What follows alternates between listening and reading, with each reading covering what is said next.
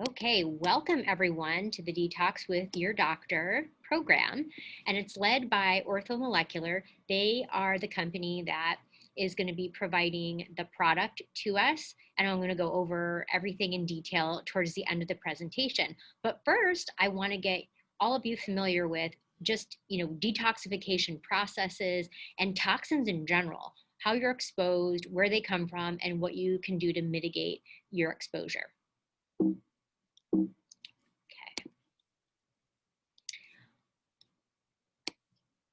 All right. So first of all, thank you everyone for joining me.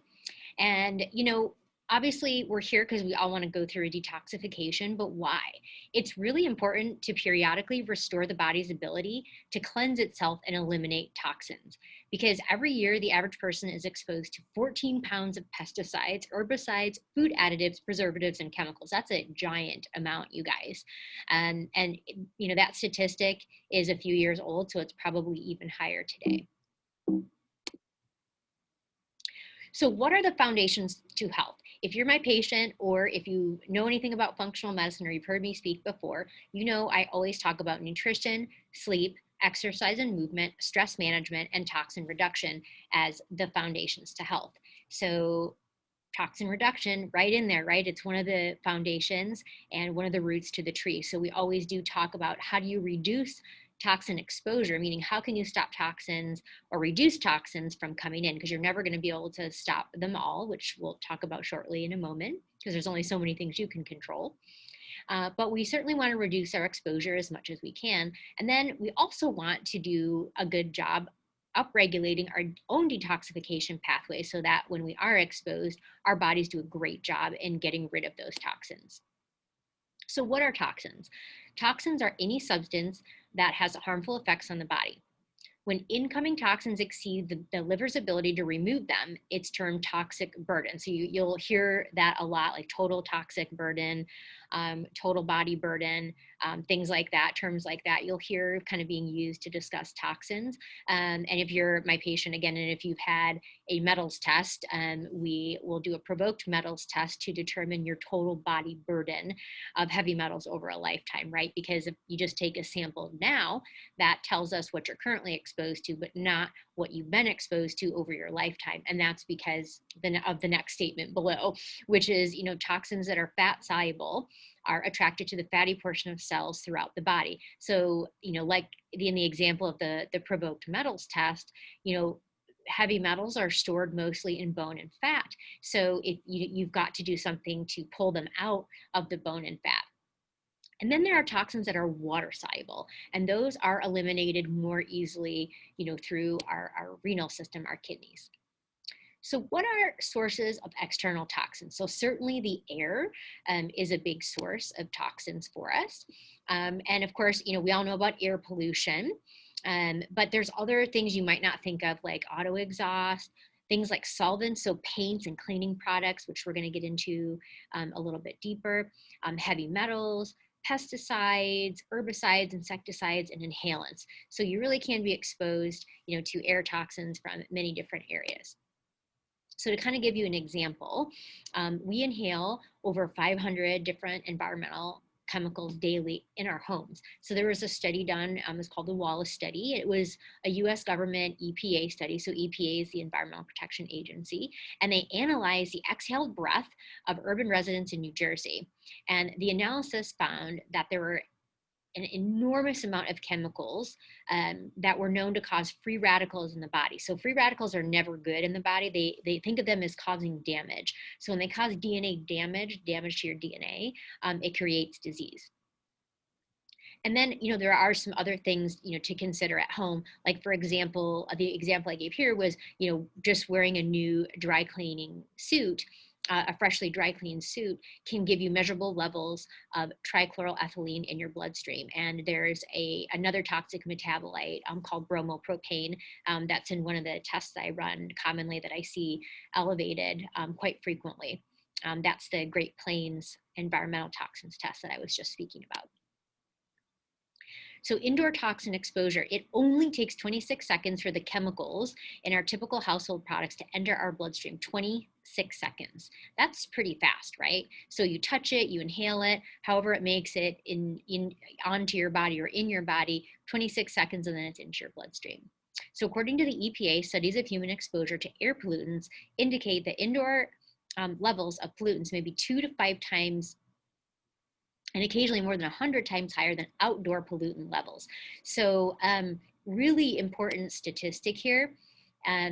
So before I kind of go on to this next slide, I want to take a second to talk about what might you do to help, filter the air in your house, because it's something I do. And if you're a patient here in the office and you've been here lately, you know that in the room with us, there is a nice Austin Air HealthMate Junior Plus filter sitting there with us, filtering our air the entire time we're in the visit. And actually right now on my desk next to me, I've got an IQ Air personal filter running. So you can do some things to actually help filter your air in your environment. Austin Air and IQ Air are my favorite two brands for air filters. So I mean, there are many other great brands out there, but I do recommend if you were gonna only choose one filter, I would choose to buy a filter to filter out the air in your bedroom. And that's because if you think about it, you're there for 8, maybe a little bit more hours a day. It's probably the area of your house where you're spending the most amount of time. If you were going to get 2 air filters, I would do one for the bedroom, and then I would also do one for your common area or whatever area you're spending the most time in. And how big of an air filter you'll need will just depend on the size square footage that you're looking to filter. And when you go to buy either IQ Air or Austin Air, they both have really great kind of guides to help you determine, like, okay, this one's going to cover 700-800 square feet, and this one's going to cover up to 1,500 square feet, for example. So you can do something to filter out, the air pollution, let's say, in your home environment. But where else might you be exposed? Well, you could be getting some off-gassing of dioxins and PCBs from things like carbonless copy paper, from plastics, inks, paints, furnishings, and construction glues. Xylene can off-gas from plastics, carpeting, furnishings, construction materials, industrial traffic exhaust, and more. Styrene can off-gas from our computers even, and many everyday plastics that unfortunately hold some of our food items, right? Like juices, water, sodas, plastic bottles, that hold things like ketchup and mustard and condiments, peanut butter, milk, and of course, even baby formula. So this is just to give you an idea where else you might be exposed. And, kind of, I talked about this a little bit earlier, but we all have chemicals in storage.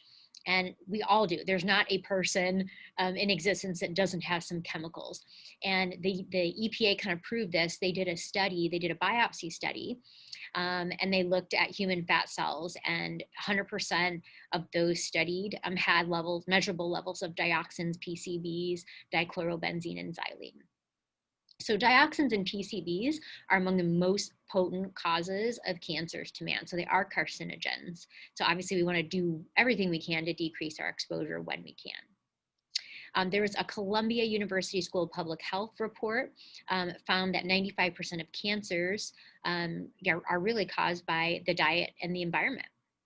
And the EPA has hundreds of studies of Americans showing 100% of human fat samples contain styrene, which is also a known carcinogen. So right now we've got 100%, 2 different studies showing that if you biopsy human fat, we've got dioxins, PCBs, dichlorobenzenes, xylenes, and styrenes. And so a handful of chemicals there. And I'm sure if the study ran 100 chemicals, you might find that most of, if not all of them, are there to some degree as well. So what happens with exposure to all these chemicals over time? So this is a kind of a highlight of a study showing the herbicide Atrazine. It causes mitochondrial dysfunction and insulin resistance. So the mitochondria are the powerhouses of the cells, right? The energy producers. And so obviously if your mitochondria aren't working well, you can have some symptoms like fatigue, and your immune system's not going to work well. A lot of things are going to kind of waterfall effect from there. And insulin resistance, of course, is referring to type 2 diabetes, and you can also get obesity and weight gain from having high insulin as well. So in this study, they showed there's an apparent overlap between areas in the USA where atrazine is heavily used and obesity prevalence maps. So basically showing people had a BMI, a body mass index of over 30, which is classified as obese. So chronic administration of atrazine decreased basal metabolic rate. So that's your, cellular calorie burn rate, basically. So it decreased your body's own ability to burn calories, increased body weight, and it increased intra-abdominal fat. That's that visceral fat. That's the really dangerous inflammatory fat, and created insulin resistance without changing food intake or physical activity level. Let that sink in a sec. So in this study, this population did not change anything about their physical activity or their food intake, yet they had an increase in body weight and abdominal fat and insulin resistance, right? So that's really a significant side effect from a toxin exposure. Okay. So what are some lifestyle toxins you can control? So we talked earlier about air and what we can do, to help filter our air a little bit better. But then there's also a lot of products that we're using on a daily basis, like our cosmetics, hair care, skin care, personal care products, household cleaning products, prescription drugs and over-the-counter drugs, and of course our food, our water, and we've already talked about air. So I'm going to get into some details in these. So skincare. Obviously, a lot of us have heard, the skin is your body's largest organ, which is true. And scarily, the average woman is exposed to about 126 unique chemical ingredients daily through skincare products. So, that's anything from head to toe, right? So if you think about from the time you step into the shower, right? You've got soap, you've got shampoo, you've got conditioner, you might have body wash or body scrub, you've got face scrub, and then you're drying off with a towel that's been, exposed to laundry detergent and a dryer sheet. And then you might put your face lotion on or a serum and so on and so forth. And, you can go on and on with like what you might do in your, makeup, everything that you are exposed to just through skincare. So according to several studies, parabens, which are synthetic preservatives found in most skincare products, may exert serious adverse effects on health, including hormone disruption, organ system toxicity, reproductive toxicity, infertility, and birth or developmental defects. So parabens is a big no-no. So if you're going to start looking at your own personal care products, household products, you'll see parabens, phthalates, are kind of two of the really big ones to make sure that you're not exposed to. The thing about a lot of toxins are, as we kind of learned about in that little atrazine study previously, is that they are endocrine disruptors. So they'll disrupt your hormones. Insulin is a hormone, by the way, so that's how it can lead to blood sugar imbalance and obesity, as we just talked about. But other hormones too, right? Like your thyroid, your adrenal, your sex hormones. So a lot of them are endocrine disruptors. So cleaning products, your household cleaning products, there's a lot of them that you think of might, that you think might not be very toxic, but actually really are. For example, your chlorine bleach, anything that has petroleum in it, especially things in metal polishes, ammonia, things found in disinfectants like phenols and creosols, nitrobenzenes, which are found in furnitures and floor polishes, formaldehyde, which is used as a preservative in many household products, naphthalene, paradichlorobenzene, which is found in mothballs. Hopefully no one has mothballs laying around in their house, but you never know. That's an oldie but a goodie. And then hydrochloric acid and sodium acid sulfate, which can be found in toilet bowl cleaner. So there's a list of things that you think, like for example, ammonia. Think of your window cleaner for that. Not the best thing. There are a lot less toxic products to use for that. Same with chlorine bleach. Bleach, like I said, hypochlorate, and I see this a lot as a metabolite on testing on that, or Great Plains environmental toxins test. I see a lot of these come through. So you can also get, toxin exposure through water, right? So water toxins are the leading pollutants in our nation's water. Bacteria, mercury, nutrients, like phosphorus and nitrogen, low levels of dissolved oxygen, which are often caused by decomposition of organic material. So our water supply is a big deal, and you can actually get this tested. Actually, the company Doctors Data has a good water quality test, and there are other water testing companies out there as well. But you want to test the water that you're exposed to on a daily basis. Water can also have metals and solvents from industrial work, and can obviously, pollute the waters that are nearby, like rivers and lakes. Pesticides are used in farming, obviously to control weeds and insects and fungi, but they can get into the water supply as runoff. And then, of course, we're in turn drinking that. So you can also get exposed through food and soil. This is a couple different areas here. One is you can get exposed to toxins through artificial additives, right? So these are things like colorings and preservatives. And you can also get exposed through, eating conventional meat products that contain hormones and antibiotics. You can also get exposed through the refining of foods and sugars, because if you think about it, if you refine a food, there's a chemical process there to get the end product. Therefore, you could be getting exposed to chemicals that way.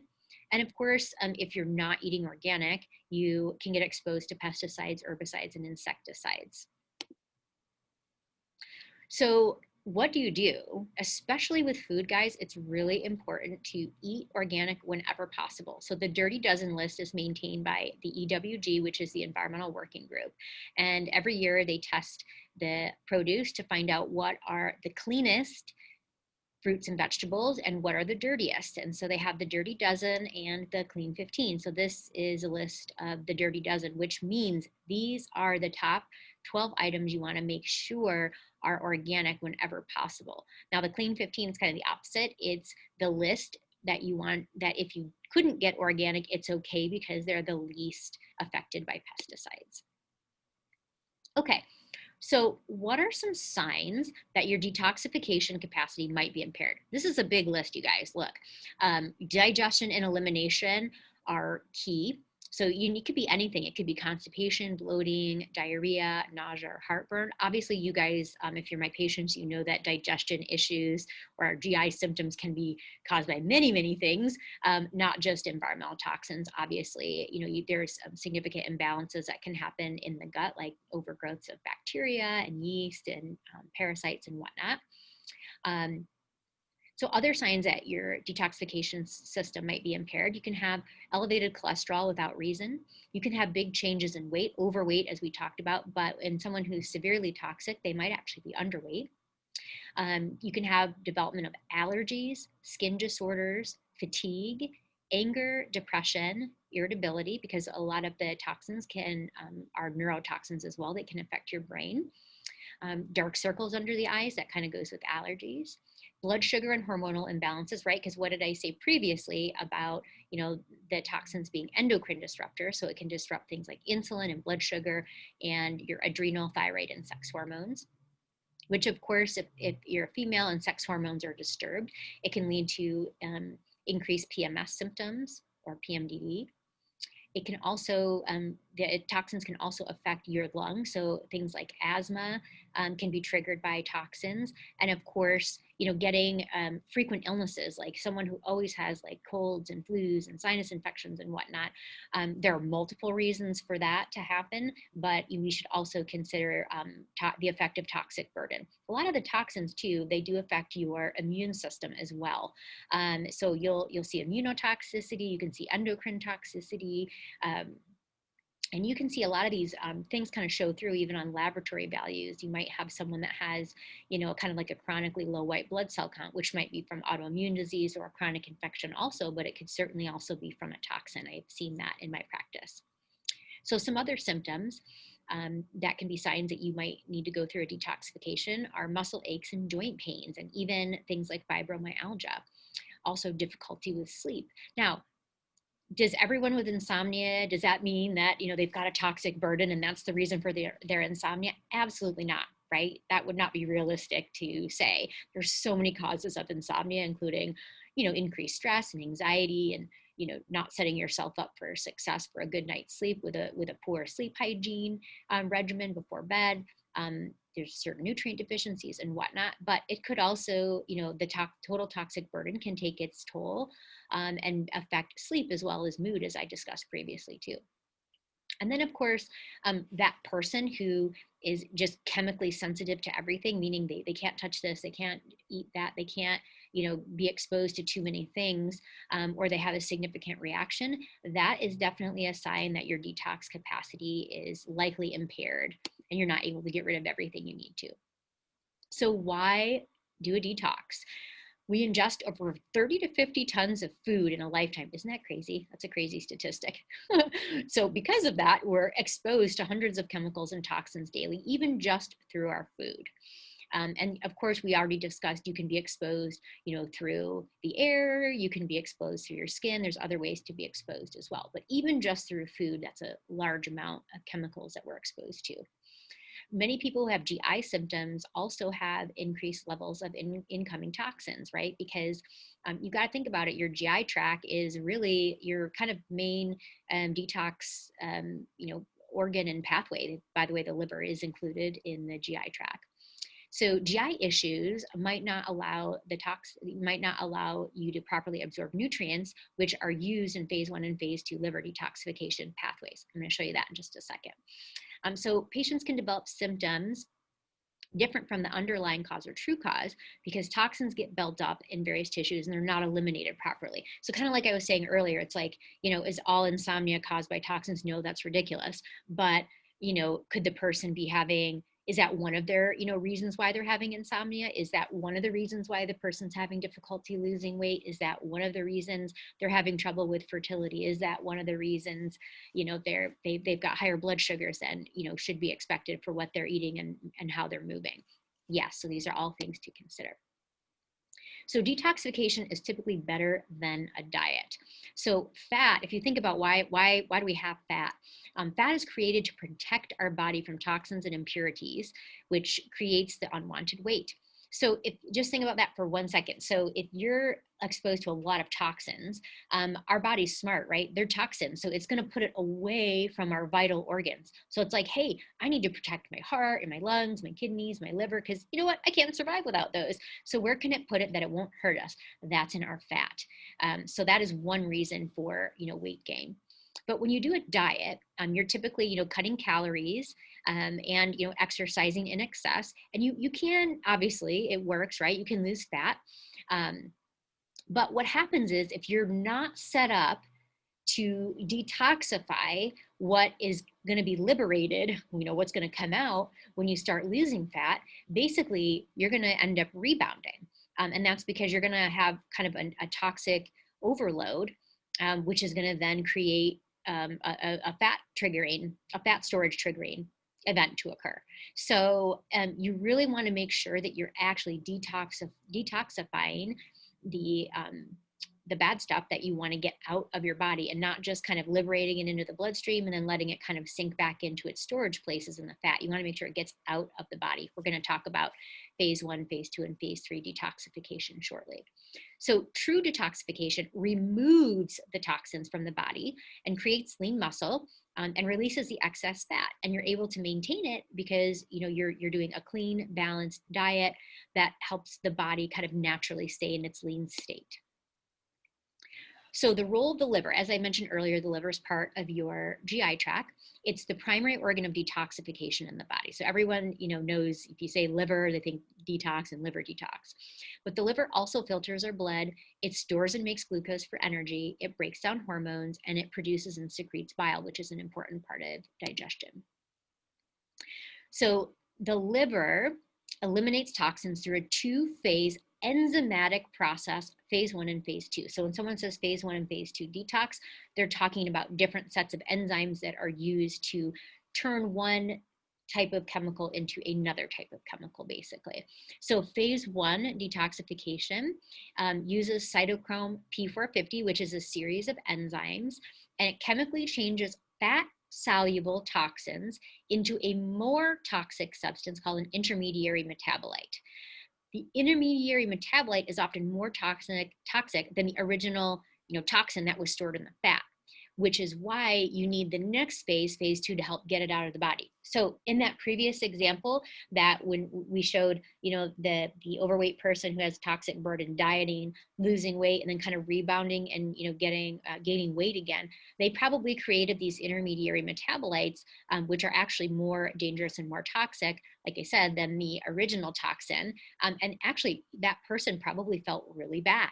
So if you liberate these intermediate toxins and your phase 2 and phase 3 pathways aren't set up to fully get them out of the body, you're going to actually feel worse, and you can feel worse. So that's kind of some of the dangers of doing, like some of these like juice fasts, like other techniques that don't give you everything you need for phase 1, phase 2, and phase 3 detoxification. You can end up in this intermediary zone and actually feel worse. So phase 2 liver detox is conjugation of specific molecules into, again, the intermediary metabolite, onto the intermediary metabolite that make it non-toxic. So the phase 1 takes it from its form and makes it into this intermediary metabolite, which, like I said, can be more toxic than the original compound. And then phase 2 does conjugation and actually turns it into a more non-toxic and now water soluble, so it can be excreted by our body in urine or stool. So this is the picture I was telling you guys about.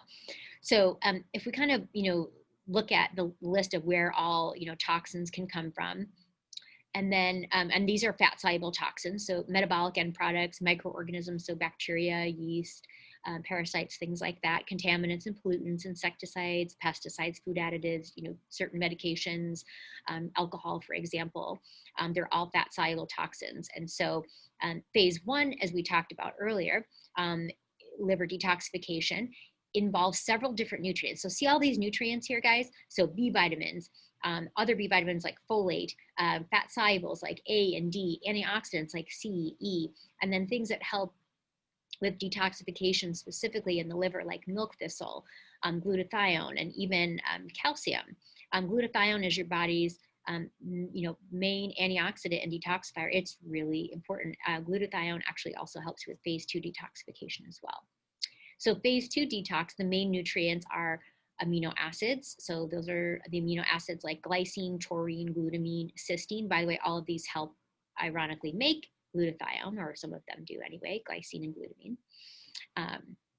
And then we've got sulfur-based compounds that also help with detoxification as well. So after your liver has done the hard work of, converting the toxin from phase 1 to the intermediary metabolites and then to phase 2, next is phase 3. And that's really this waste over here. So how do you get things out of the body? Poop, pee, sweat, and breath. And if you're my patient, you've heard me talk about that before. And so how are things eliminated? In the GI tract, they're eliminated via the gallbladder or bile, and then you can poop them out. And then through the kidneys, they're eliminated through urine. And what's not here is you can also eliminate toxins very well through the skin and sweating. And if you're my patient, you've heard me talk about use of infrared sauna while you're doing a detoxification process, because it does help upregulate the phase 3 detox pathways quite effectively. So it helps you eliminate the toxins really, really well. So what can we do to help with phase 1, phase 2, and phase 3 detoxification? That's the whole purpose of this Core Restore program by Orthomolecular. And if you've ordered a kit already, you've got these exact items in front of you. We're going to talk about what each of the things are individually. If you haven't ordered a kit yet and you want to order one, at the end, I'll show you how you can do that. And you can always call the office to order one as well. So the Core Restore program, this is a 7-day program that's, of course, designed to help you restore healthy detoxification and elimination pathways, right? It's going to provide the body with the essential nutrients to support detoxification. So it's going to give you micronutrients, phytonutrients, and a clean source of protein as well. And it's going to help you, hopefully, potentially unmask other potential health issues if they're there before they become a problem for you. So the program goals, we're going to remove, right? So we want to eliminate the incoming burden of toxins. So you're going to do that by eliminating, anything, all the things we talked about already, like start working on your household products, your cleaning products, make sure you're eating organic, you've got, filtered air and a good quality source of water. Those are all things you can do to help, kind of remove your excess exposure to the toxins.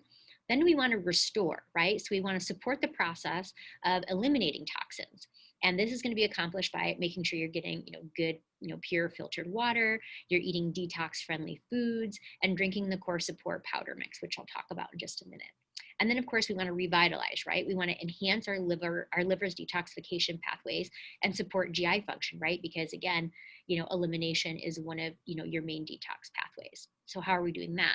Again, we're drinking great water, we're eating detox friendly foods, the core support powder, and the PHYTOCORE capsules, which I'm going to talk about in just a moment, are really one of your main kind of, detox supplements throughout the program. So the core support powder comes in, obviously comes in chocolate and vanilla.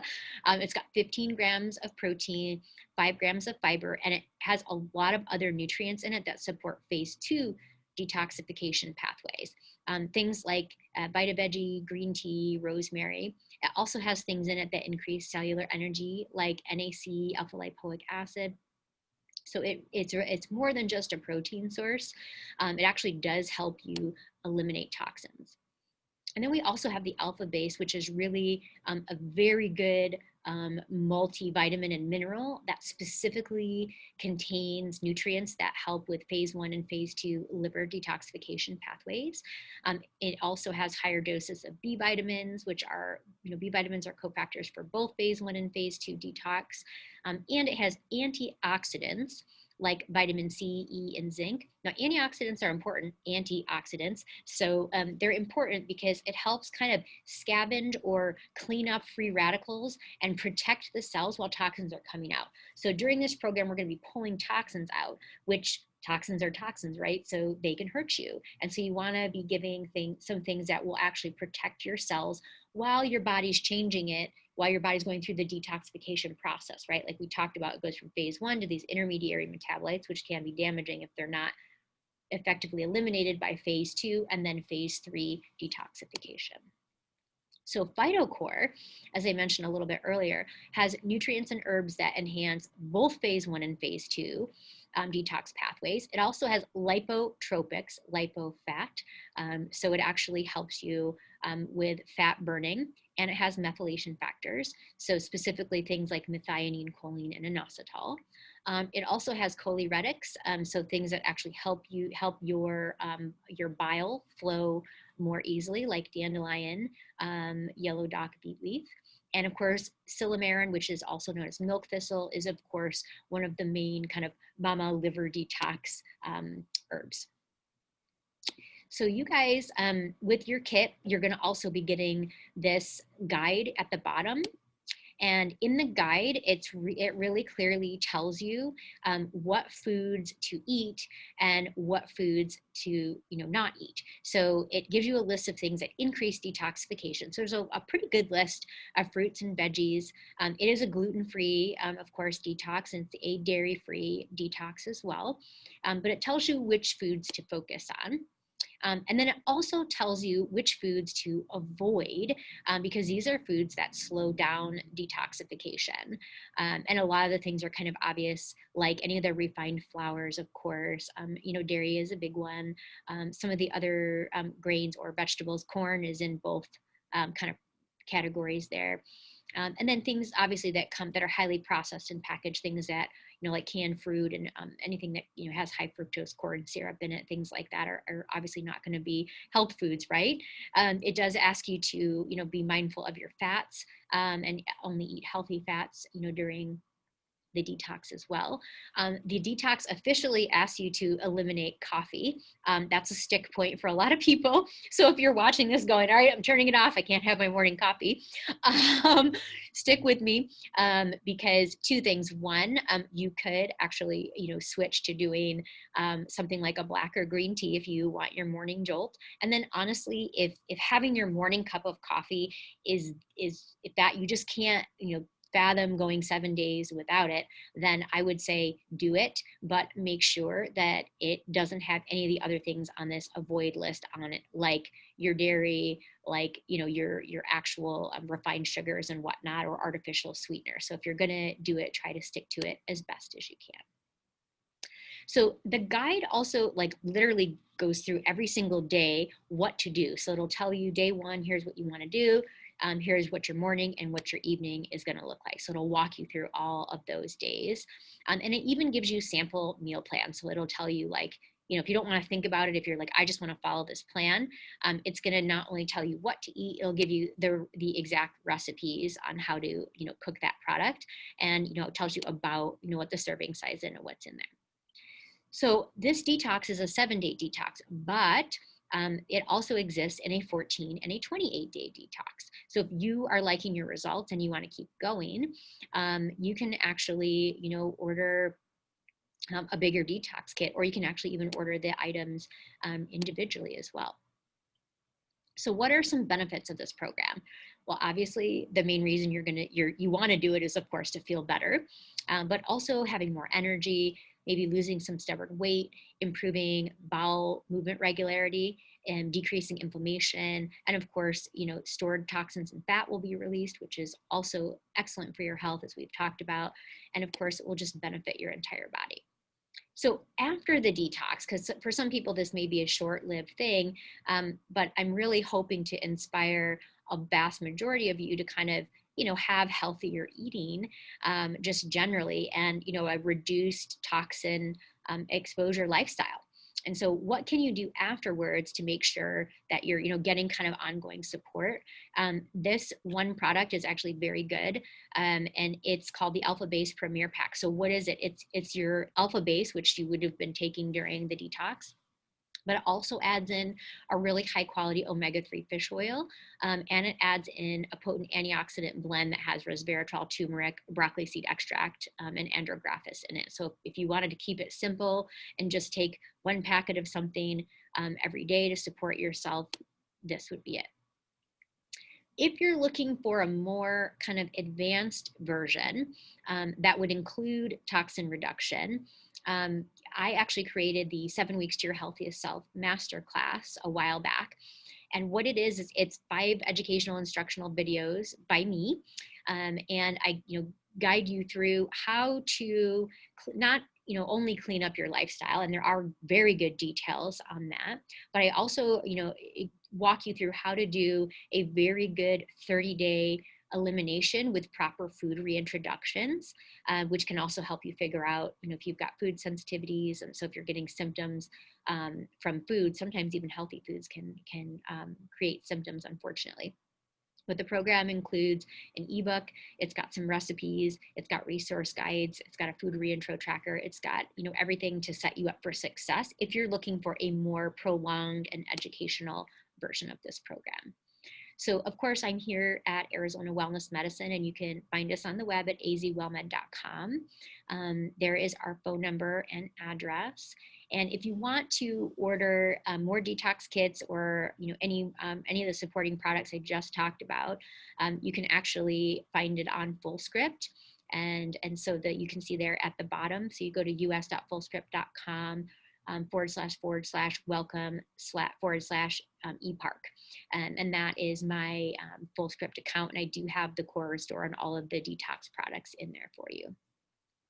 I hope this webinar was a helpful introduction into detoxification and detox pathways. This is a very dense topic, and we can certainly talk about it for hours and hours. I hope this introduction helped inspire you to start your detox. Have a great night, you guys.